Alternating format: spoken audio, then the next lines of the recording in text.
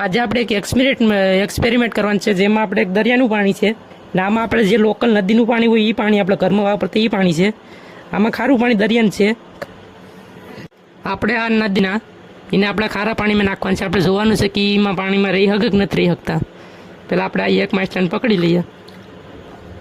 જે આપણે નદીને લોકલ માછલું આપણે આમાં નાખીએ, જોઈએ રહી કે નથી રહી શકતું. અત્યારે જે આમાં નાખ્યું તે જો પાગવા જ માંડ્યું. અત્યારે બીજું માછલું આપણે પકડી લીધું. વાનું પાછું દરિયાના પાણીમાં નાખીએ.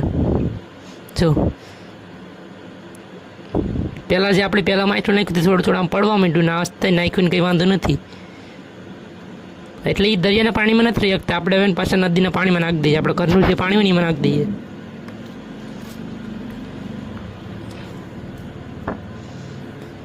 એમાંથી આવે એ પાસે કેવી રીતે રમવા માંડી ગયા.